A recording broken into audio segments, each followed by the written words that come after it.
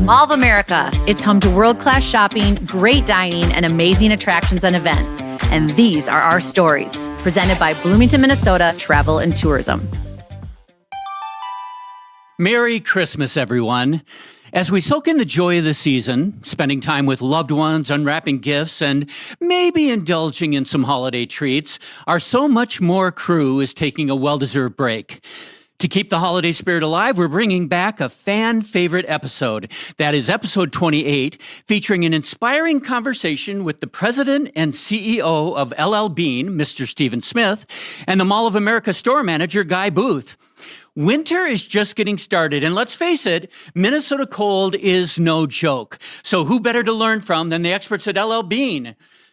Enjoy this special episode, and from all of us here at So Much More, we wish you a very Merry Christmas and a season filled with joy.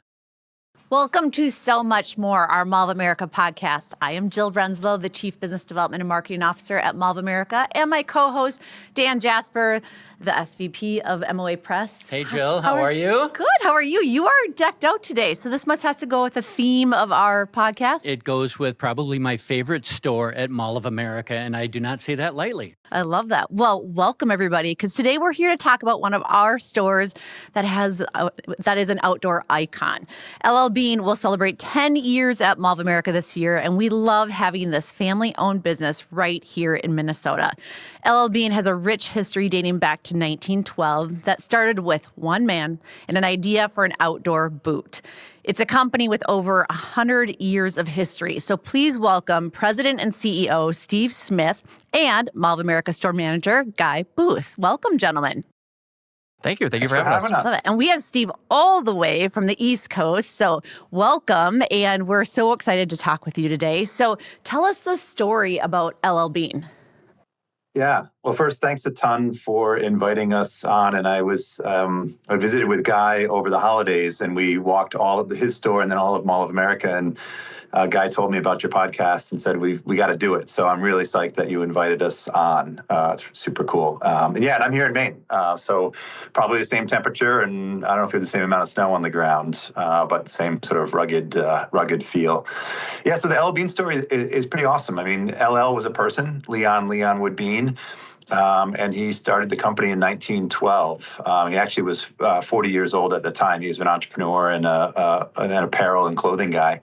And he also was a lifelong hunter and angler in Maine, and had the idea of, he was in the woods all the time and his feet were cold and wet. And he was one of the first people to take the rubber bottom from a work boot and the leather top from a hiking boot and attach those two things to create, a rugged outdoor boot that gave you the feel of the forest floor and the traction through the rubber sole, but the comfort of a leather upper so that you could hike and trek through the woods and stay warm and dry. And the Bean boot, which is still made in Brunswick, Maine, still made in America. Every single component of the boot is made in America. And so it's still here, right up the street from our corporate headquarters. There is lore attached to the boot, which is true, which is when he launched the boot, he got a list of hunters but they were registered in the state of Maine and ended up sending 100 pairs of his boots out to those hunters to try, and 90 of them came back with not working. And it was the very beginning of our legendary return policy, which is still best in the industry, but the 100% satisfaction guarantee. And he took 90 of those pairs back. He refabricated them. The upper and the lower were separating, and worked it through and got them right, and carried on the business. And that was the beginning. And LL ran LL Bean from 1912 to 1967. I mean, just that run is incredible. Handed the business over to his son, who sadly passed away within 6 months of running the business. And then Leon Gorman, his grandson, was a Bowdoin grad and a Navy officer, and came out of the Navy to run LL Bean. And he became the second CEO and sort of second founder from 1967 to 2003. I can give you lots more, but we're totally family-owned, family-run, privately held. My boss, our executive chair is LL's great grandson, Sean Gorman. And so we still have the family attachment. And I can tell you a little more about the size of the business now, if you want. Yeah, I mean, it's amazing, and to hear the history, and it's such a fun story to share, and especially the roots of the customer service. And that's what so many customers appreciate about the LLB brand, and the consistency and the reliability of the product. So Guy, I would say, what would your perspective be of what resonates the most with LL Bean and the Minnesota customer, especially knowing that we also have a lot of tourists, obviously? I think it's a couple things. Number one is its connection to the outdoors. So from the very beginning, as you heard with the story with LL, it's been we exist to help people get outdoors. And so whether it's through education, through products, through building relationships with them, we come to work every day because we want to help people enjoy the outdoors with their friends, with their family, with their pets, whoever they want to enjoy the outdoors with. And that definitely resonates with Minnesotans. We love the outdoors. Like right across the street, we have one of the best wildlife refuges in the country, not to mention throughout the metro and the state, all the great parks that you can visit. And I think the other piece in terms of the connection to Minnesota is that level of service, the fact that we kind of stand behind our product, and the way we do things even logistically to put our frontline employees in a position to be able to say yes to customers. I can tell you, I've been in retail now for 25 years, and part of what brought me to Albean was we had tools and resources and policies that made it easy to say yes and find ways to get to a resolution with a customer if there was an issue, like Steve described with that initial launch of Boots, to be able to get to a point where the customer walks off really happy and we feel really good about it too. It's not like we feel like we lost in that transaction. We feel like we've won in that transaction. So I'd say those are probably the two biggest connections with our Minnesota customer. I think that's so important when you're able to empower your employees, and it shows, and you can feel it in the store. And there's been so many times that we've talked to you about what's the secret to your sauce to how you've been able to maintain and retain your employees, because it has been a struggle for retail, especially over the last few years, of being able to get the right customers in your doors because of that employee engagement. And would love to hear more about how Mall of America sits within your larger portfolio, but how many stores do you have across the country, and what does your employee base look like? Because you guys do maintain a really solid structure. So Steve, do you mind sharing that with us? Yeah, totally. And a little more, just to embarrass Guy a little bit, you talked about sort of customer engagement and customer support. Guy and Mary and his whole team there are really some of the best in our entire fleet across our retail chain. And to embarrass Guy, he was our Bean's Best winner, one of our Bean's Best winners in 2021. Mary was a Bean's Best winner in 2019. Bean's Best is our internal recognition where peer-to-peer recommendations come in. We had over 3,000 nominees for Bean's Best winners, and we end up landing with 13, and he was one of those in 2021. So to give you an idea. Congratulations. Well-deserved recognition. He's one of our favorites, so we concur. Yeah, definitely. And that engagement, I think, the caliber that you need to operate at the Mall of America every day is the highest, because you have so many great retailers, so many great managers and leaders for all of those different brands in there. And I think it's really special for us, because what Guy is doing there, he brings back to the rest of our fleet. Lots of our stores aren't, obviously no store is in any mall like the Mall of America. So the level of competition and excellence that you have there, then Guy brings back into our fleet, which is super cool. To answer your question, so we have 58 stores in the United States across 19 states. We also have 25 stores in Japan and 13 in Canada. Our sales basically break out. We are an e-commerce business first, so 2/3 of our sales are direct through e-commerce, and then about 1/3 of our sales come through those 58 stores. And then for those of your listeners who have been to Maine, we have our Freeport flagship store, which is where LL Bean started, in Freeport, Maine. That's where LL was from. And the flagship campus is 250,000 square feet. It's open 24 hours a day, 7 days a week, 365 days a year. Prior to COVID, it had only ever been closed 4 times. But that store is the second most visited site in the state of Maine. So it's our campus. It's 3 or 4 million visitors. So I think you're 40 million visitors. So it's a Maine version of where you are. But that's our campus. We have about 5,000 employees year round, and then we staff up an additional 4,000 employees November, December, and the beginning of January. And so yeah, that's the size of our business. Great. That's great. And I would love for you to share a little bit about your strategy for holiday shopping and how you ramp up your staff to accommodate the higher levels during the holidays, because that seasonal staff is really imperative to the success, be able to deliver that customer service. So I think you guys have a creative way that you address that. So do you mind sharing? Yeah, I'd be happy to. One of the things that we've done is, like you mentioned, it's been really hard staffing across retail, across a lot of industries. And we found that, first off, our employees are our best resource. So I started this in a previous role, but we found that really reaching out to our team and asking them to bring buddies to work, and really, instead of it just us being the managers out recruiting, basically telling our staff, hey, if you've got a cousin, a neighbor, a roommate that you would like to spend time with at work and help you over the holidays, reach out to them, have them join our team for a couple of months, work a handful of shifts, and go from there. The other piece has been key for us, has been bringing back folks over and over again, and really working hard to create an experience for them that maybe were their first job in high school and that they have a great experience. So every time it's winter break or spring break or summer break from college, they want to come back and work for us again and again.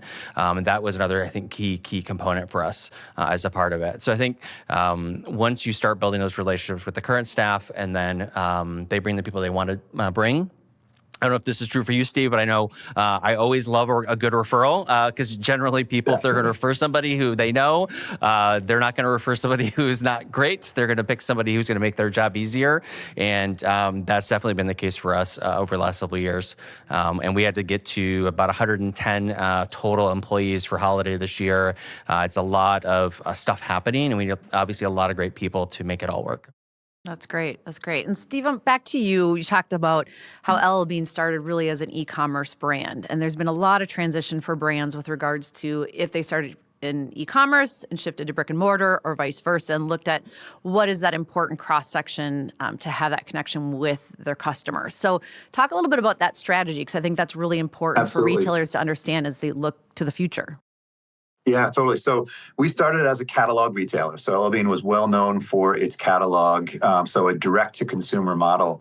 1996, obviously previous management, previous leadership made the transition from catalog to e-commerce. And for us, and for in the retail world, really one of the most graceful transitions, because we were built to deliver individual products to individual homes, and we knew individual customers through the catalog business. So we really were a direct marketer. So very much the same model as e-com. You just put a different module on the front of using technology. Whereas so many other retailers have struggled, where they are used to shipping from a distribution center to a store with a truckload of stuff, but can't actually deliver to the final household. So the e-commerce side of our business and the direct-to-consumer business was very, very natural. And then we had this flagship store, one single store in Freeport, all the way until, I don't remember when we opened our first store outside of Freeport. I think it was 94 or 96. And so it was right near the warehouse. So it was run sort of as a one-off showpiece of our entire assortment. We have had to learn our way into stores. And all of our systems and processes on, how we do floor sets, how we get product to all of our operators. And we're still very much sort of learning our way into being a good brick and mortar retailer. What you see on the floor is absolutely fantastic, looks perfect, doesn't look different than other stores. What's happening behind the scenes is quite different, as we're still working our way through. But we're very much on a store growth mode. We typically have been opening sort of 2 or 3 stores a year, and we're about to ramp that up to more than 5, maybe up to 10 stores a year. We deeply believe in the physical store model. We think our products, when customers touch and feel and experience them, and our people and the expertise, it's good for all of our business, including our e-commerce business. And then the final piece is there's a big technology link between those two channels and what we call our omni-channel services. And the acronyms are insane. And so I'll drop them on you, and then I'll explain them because they're sort of fun. We have BOPIS, BOSFIS, and BISO. And BOPIS is buy online, pick up in store. BOSFIS is buy online, ship from store. And BISO is buy in store, ship from the order fulfillment center. And all of those things are running in full operation now. Over the past 2 years, we've implemented all of them. And all of those are to provide a seamless customer experience, to be absolutely perfect for a customer. No matter how they are trying to purchase from us, we can fulfill the order and we can get them that product in whichever way they would like.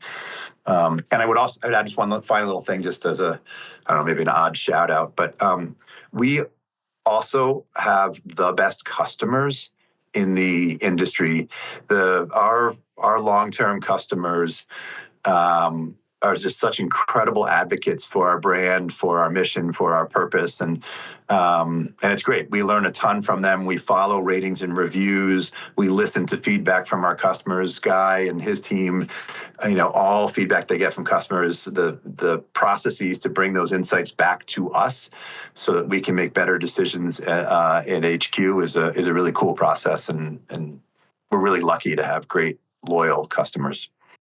Yeah, so, I'd echo that. I just, in my near now 8 years with Bean, over and over again, it's the first company I've worked for where that I could see that feedback loop getting closed, where customers tell us, we want this, we want that. We talk to the merchants, and then 6 to 12 months later, it's in the stores or it's on the website. So relying on that customer feedback, I think, has been fantastic because ultimately, if a satisfied customer is the goal, and if they tell you what you want and you don't deliver, you're going to be in trouble. But if you listen and follow through, that's going to be a much better outcome. Awesome. I don't want to brag because that's not who I am. Yes, but I am one of your loyal customers. As I'm wearing my LL Bean hat, I have my LL Bean gloves in front of me. I have plaid line jeans. I have sweaters. I have turtlenecks. I mean, I actually do love the brand. I've loved it for years. I loved it before I even worked at Mall of America. So I consider myself one of those folks. But I'm not a hunter. I'm not a fisher. But one of the things I love about your company is that you encourage people to, I looked this up on the website, right? Research is you want people to go for long walks and have even deeper talks. It's about connecting and being outdoors. Yeah. Steve, I think that's part of your history. I would love to hear a little bit about that. And that after joining this company, what's your ideal day when you get to spend it outdoors? Super cool. Yeah. It's funny what you just said there. Our stated purpose is to inspire and enable people to experience the restorative power of being outside. And those words are very carefully chosen. And experiencing the restorative power of being outside is something that LL knew when he created the company. And some of the quotes from him and from his books around, the physical and spiritual and emotional benefits you get from being outdoors. We think about that all the time. And especially now with, there's so much stress, so much mental health, attention on mental health, that, encouraging people to take time outside to restore themselves and rebuild their energy and all is really, really important. And for us, you mentioned it there. We want that to be very low barriers to entry. Going out for a walk, walking your dog, just getting some time out on your backyard. It all counts. It's not just scheduling a hike or a paddle or doing something super ambitious. Just getting outdoors and feeling nature, feeling the wind in the air, whatever. We deeply, deeply believe in that. What was your question? If you have a chance to spend a day outdoors, what do you do? How do you enjoy it? Yeah, as you would hope and expect, I have a ton of outdoor hobbies. So I am authentic leader of the brand. And so, I road cycle, I mountain bike, I stand-up paddleboard. I'm a new hunter, so I'm not from a hunting family, but when I joined LL Bean, I decided I wanted to learn how to hunt. And so I have found that to be incredibly peaceful. I'm not successful in the sense of, of getting anything, but sitting in the woods in camouflage, completely silent with all of your senses completely engaged and being invisible is absolutely magical and zen-like. And it's very strange to then have, a bow on your lap and you're sort of ready to do something, whatever. You're ready to do something, but the peacefulness of that is incredible. But for me, like if I choose, it would be I'm married with two daughters. Doing anything outdoors with them, I probably would pick stand-up paddleboard as sort of the first thing, because I just love that vantage point of standing on the top of water, paddling around. But really, anytime anybody invites me to do anything outdoors, I'll drop whatever I'm doing and get out of the office and go and do it. Disconnect, what we all need, right? Yeah. So, Guy, what's your go-to? I'd say I kind of similar to Steve. I'm married and I have a 11-year-old daughter, and it's doing anything with them. So it's maybe exploring Minnehaha Park that's I live across from, or going to one of the beaches at Lake Nokomis, just 4 miles north of the mall here. Or as a family, one of our favorite trips is to go to the north shore of Lake Superior, which is a unique kind of splendorous place to visit, and one of my favorite places to be. So whether it's hiking along the trails there or just putzing around the shore of Lake Superior, any of those things of really with them and kind of exploring. And I like to run, so I'm one of those weirdos. Even in this kind of weather, we'll get out there and put some miles down. But it's I think the same idea as Steve is just any excuse to get out there and explore and kind of be in that space for a little bit makes a huge. Is just always up for it. So, Dan, you have some of your favorite products with you, it looks like. So do you have your go-to item or your recommendation for listeners and viewers? Yeah, I love so many things I've been able to get at LL Bean. I will tell you my two favorites that I have. Is I love the mock turtlenecks. They hold up and they're comfortable and they're warm, and I just love them. And the other thing that I got this year for the first time, I have 3 grandkids, is I got one of the inner tube sleds. And they absolutely adore it because it's more comfortable than what they were using, the old plastic, thing. So those are 2. But honestly, anything I've ever gotten there, and some of the food items you get at the checkout lane, like the maple candies. Oh yeah, that's like heaven. They are. It's just sugar. Yeah. That's a little better than sugar. A little bit better. So speaking of food, we have a colleague, Chris Gropp, who loves your spicy peanuts. So he said, please tell them today never to discontinue those peanuts. Those are fan favorite. I have to say, one of my annual trips, and Guy always gets a chance to connect with me when I do my annual shopping trip. My father, who's now 90, loves getting his annual flannel every year, his plaid flannel, and it's the classic cut, and he loves it. And I'm always looking for what's the new color this year because I have to extend his wardrobe. But there's just some of those items that are just you have to have in your closet, which are great. So, Guy and Steve, we need to hear from you guys. What's your go-to, your favorite item in your store? I'd say for me, adjacent to the Scotch plaid flannels are our chamois shirts. We've got a couple different versions. The original one was actually designed by LL, I think back in the 1930s. It was his sort of favorite shirt.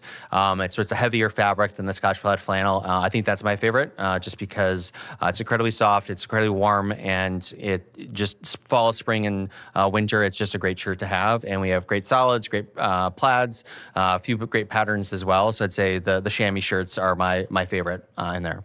Okay, Steve, you're up. Well, first, Jill, tell your dad. So we just had the men's Fall 24 product review, and there are 4 new Scotch plaid patterns coming out next fall. They'll be out in July or August. So there's a bunch of new styles and plaids coming. Great. I would have said so chamois shirt for sure. If I'm dressing up, which I don't really dress up, but our commando sweater, which is in our Hunt Fish line, and I think you probably have some of that assortment in store. The commando sweater, love that. And then this season, the utility jacket, the insulated utility jacket. It's a canvas, a rough canvas insulated jacket. It's just I'm loving that. I definitely get spoiled in sort of every season, like buying whatever is new. So my favorites are always sort of the most recent products that I've been wearing. And then interesting, all of our Tropic Wear Pro, which is actually spring, summer stuff, the hoodies are the best things for outdoor activities. So It's like children. Like, I love all of our products. All of them. And I wear all of them. I'm 100% LL Bean at all times. My very first purchase was from the catalog, was one of the shirts. I just love them as well. Can I ask another question? Is that all right, Jill? Steve, this is actually for you, and you talked about being outdoors and how it brings peace and calm and can help you center. But sometimes big decisions or big questions happen while one is out on a hike. Has that ever happened to you? Oh my God, all the time. All the time. I'm thinking of one specific one, perhaps, that maybe with a significant person in your life. Did you? Oh, when I asked Lynn to marry me in Mount Washington? Yeah, I'd love to hear that. How do you know that? How did you find that A out? little birdie might have shared a little story. We do our research. Oh, that's totally awesome. Oh my God. So I'll tell you that story and then I'll also tell you something else. So Lynn, my wife, we both worked in New York City, and every weekend we would escape to the White Mountains of New Hampshire. Her dad had built an A-frame there, and then I have a place in the Adirondacks. So we were always heading up there. And when I decided to get engaged, I bought the ring, which we were poor, and so that ring was like the scariest thing ever. And I put it in my backpack. I actually had it in the pocket that's right here on the backpack, so I could touch it and feel where the box was. And we always did an annual trip in the White Mountains and with all of our closest friends. And so, we climbed up Mount Washington. We were staying at the Lakes of the Clouds hut there. And in the evening, we went outside and it was all fogged in, and we went out to Lakes of the Clouds, which is the lake at the top of Mount Washington. And that's where we got engaged. And I asked, and she answered yes. Awesome. And I was able to put the ring on, and then I didn't have to carry it anymore. And then she had to deal with it for the rest of the hike. And I love that. I love that. And I also the other answer to it, like from a business perspective, is I really do think, and for me, when I'm outdoors, when I'm doing something with some exertion, like that's where the most creative thought, the most problem solving occurs. You get your head clear, you get blood moving around, and I find high productivity. And my executive assistant and the communications team, they get breathless voice memos from me because I'll be doing something somewhere and some beautiful, great idea will come, and I have to record it. I have to get it captured because it's happening in the moment. So it's another habit I have of trying to do these little voice recordings of ideas and thoughts and stuff. And it's inspired from the outdoors. That is great. Well, It's really funny that you did that research. Good storytelling. Love it. So we're going to wrap up this podcast with you guys giving us a little glimpse into the future. You talked a little bit about product reviews and getting ready for upcoming seasons. You're a 100-year-old company, and you have to continually reinvent yourself to connect with the next generation. So give us a little glimpse of what's in store for LL Bean in the future. So whoever wants to go first. Guy, do you want to? I think I could say at the store level, and I think I've heard Steve talk about this a little bit as well, the challenge is always knowing there are certain core values of the company and certain ways we've done things that you don't want to let go of. So whether it's our core values around perseverance, service, integrity, now how we express those might evolve and change over time as you learn new things. And I think that's the big challenge, is understanding what do we want to keep and hold on to and say this can never, this has to stay true.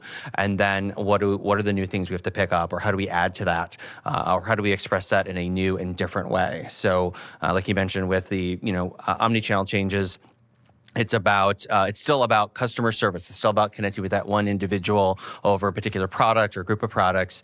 But it's still about using new tools and new ways to connect with them over that product. So I think that's the big challenge going forward. That's great. Anything to add, Steve? Yeah, just, for us, store expansion is a huge opportunity for us. Geographic expansion, we are still, a Northeast, Mid-Atlantic, and then we come out, obviously, across the Northern Midwest. But we have lots of opportunity out West, in the Southwest, and in the Southeast. So geographic expansion, store expansion, and then continuing to improve our warm weather credibility. We are the destination for cold weather, for fall, winter, cold weather product. And we have spectacular spring and summer products. And there's such a great outdoor activity peak with hiking and camping and all.